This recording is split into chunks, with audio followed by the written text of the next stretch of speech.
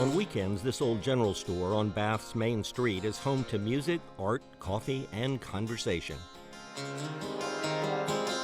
Hey, Emily, staring up at Cassiopeia. Today, musician Chuck Phillips is performing original songs and popular cover tunes for local residents and visitors.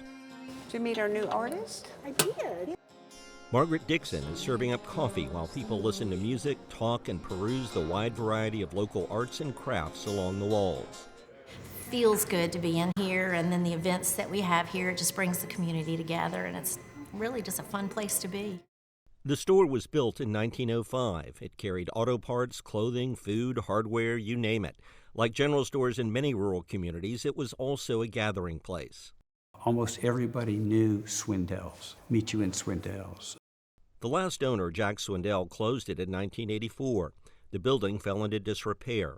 A community effort to save it led to the Swindell family donating the building to Preservation North Carolina. It sold the building to Durham architect Ken Friedline.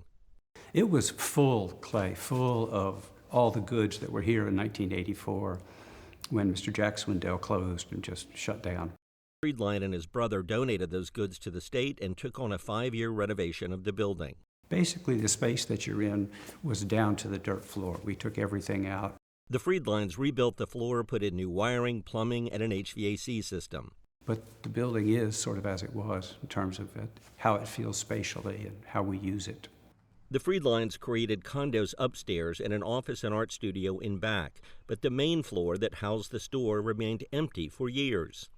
Dixon and her husband noticed it in 2014 while visiting Bath on weekends before they moved here full-time. And we would walk by here, and this was such a lovely building, and the downstairs had been empty for a long time.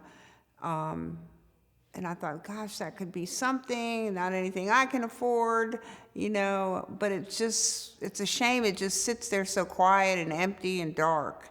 So Dixon asked Friedline if she could lease a small space inside to sell coffee and plants. I'd never met Ken before, and he'd never met me, and he said yes, and I said, oh my God.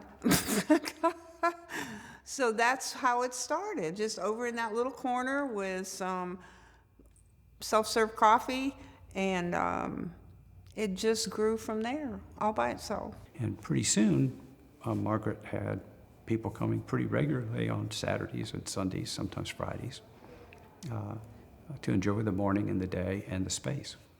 It's become a place for local artists and craftspeople to showcase their work: paintings, pottery, wood carvings, glass art, and more. Dixon partnered with the Regional Arts Council, Arts of the Pamlico, to bring in art demonstrations and musicians. And she's brought in local baked goods to go with her coffee. For so long it sat idle, and it was such a great space, and it has grown to something that's just tremendous. I think the locals love it, and the tourists love it, and it is really just a comfortable place to be, and everybody feels welcome here. There are still signs of the old times. There are curved marks in the bricks at the front of the store where a gentleman would stand while families shopped and sharpened their penknives on the red clay bricks. Today, the old Swindell store is a gathering place once again. A lot of people talk about the store and have memories of it, but now they have new experiences of it. Is that social connection that people still hunger for. There's only one rule. It's a neutral zone.